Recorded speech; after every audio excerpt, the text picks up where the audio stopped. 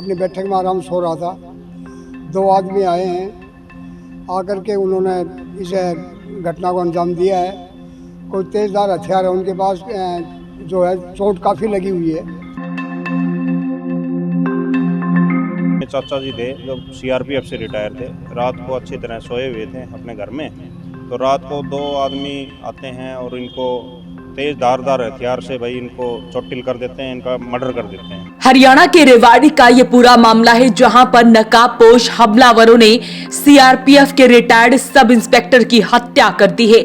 Bike पर आए दो बदमाशों ने रात करीब 2 बजे घर में घुसते हैं और रिटायर्ड एसआई के कमरे में घुसकर दोनों बदमाशों ने तेज धार हथियारों से उसके छाती और गर्दन काट डाली। कत्ल के बाद वो लाश को बिस्तर पर फेंक कर फरार हो गए।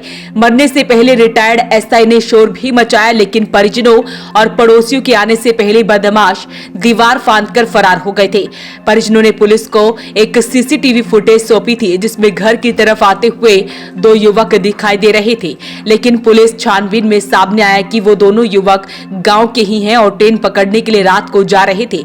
ग्रामीणों का कहना था कि मृतक शरीफ आदमी था, उसके बेटे की किसी से रंजिश हो सकती है, उस चक्कर में पिता की हत्या हो गई। हालांकि अभी पुलिस मामले की जांच कर रही है।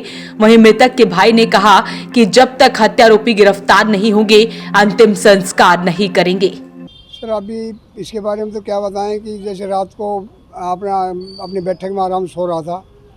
दो आदमी आए हैं, आकर के उन्होंने इस घटना को अंजाम दिया है। कोई तेज़धार हथियार है उनके पास, जो है चोट काफ़ी लगी हुई है।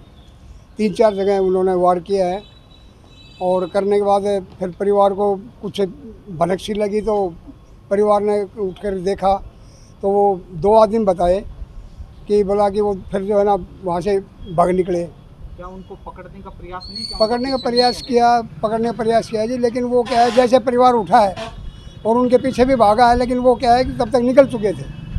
किस पे सवार होके आए थे?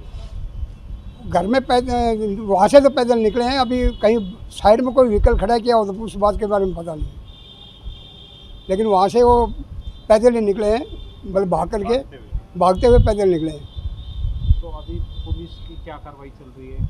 पुलिस आ गई थी, पुलिस अपनी जांच में जुटी हुई है। अभी देखो आगे पुलिस कर रही है अपनी कार्रवाई। कभी पहले किसी प्रकार की धमकी दी गई हो या परिवार के किसी सदस्य को लेकर कहा सुनी हुई हो, ऐसा कोई बात रही हो? ना जी ऐसी कोई बात नहीं है, परिवार शरीफ है, परिवार में ऐसी कोई बात नहीं है। वो आदमी तो बहुत ही सज्जन आदमी था जिसकी हत्या की गई है। उससे तो शायद गांव में किसी की कोई रंजिश का मतलब ही नहीं बनता। बहुत सज्जन आदमी था। तो क्या डिमांड करते हैं पुलिस प्रशासन से? पुलिस प्रशासन से यही डिमांड है जी, जल्दी से जल्दी इनको पकड़ा जाए और उनको सजा दिलाई जाए, जिससे कि आगे कोई घटना और ना घटे। अभी पोस्टमार्टम हो गया बॉडी का? हाँ जी, पोस्टमार्टम हो गया। अभी बॉडी को लेके हम घर जाएंगे, पोस्टमार्टम हो चुका। पुलिस के अनुसार रेवाड़ी के गांव जैनाबाद में 65 साल के निहाल सिंह अपने घर में सो रहे थे। गुरुवार तड़के करीब 2 बजे बाइक पर 2 युवक आते हैं। उन्होंने निहाल सिंह के घर का दरवाजा खटखटाया।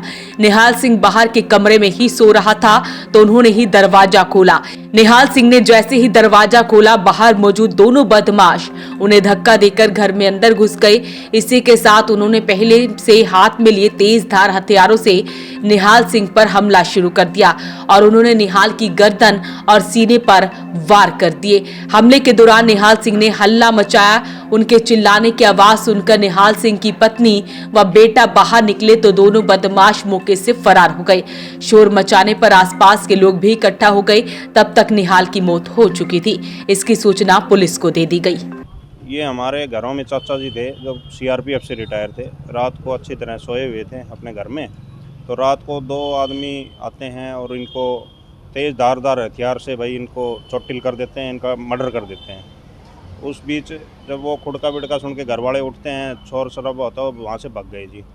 और उसके बाद पुलिस को इन्फॉर्म किया, पुलिस मौके पर पहुँची और अभी तफ्तीश कर रही है मामले की। उनकी उसी समय मौत हो चुकी थी या कहीं डॉक्टर? ना, उसी समय मौत हो चुकी थी, कोई किसी डॉक्टर के पास नहीं ले गई। क्या क्या कारण मानते हैं इसके पीछे? कोई ऐसा परिवार नहीं, ऐसी कोई रंजिश तो थी नहीं उनके साथ, ना वो इस टाइप के आदमी थे जी। अपने घर में आराम से रहते थे, बाहर घूमने फिरने जाते थे, किसी के साथ कोई मतलब द्वेष भावना थी नहीं जी।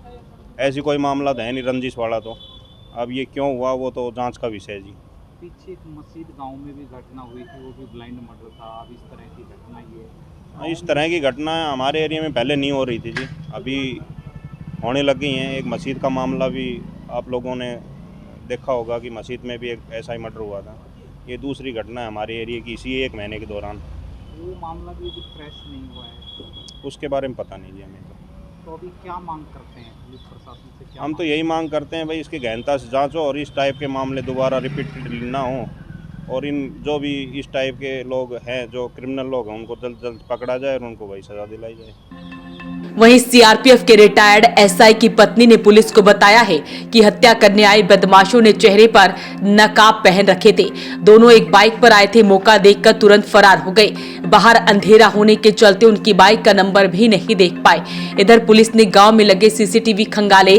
निहाल सिंह के परिजनों ने पुलिस को एक फुटेज दी है जिसमें 2 युवक घर की ओर जाते हुए दिखाई दे रहे हैं। पुलिस छानबीन में परिवार का शक गलत पाया गया। जानकारी के अनुसार निहाल सिंह का बेटा अमित डहीना में बस स्टैंड के पास ही सर्विस स्टेशन चलाता है। गांव में चर्चा है कि उसके साथ ही किसी की रंजिश होगी जिसके चलते निहाल सिंह पर हमला हुआ है। तो ऐसे में फिलहाल इस सारे मामले की पुलिस जांच कर रही है। वॉइस ऑफ पानीपत के लिए ब्यूरो रिपोर्ट।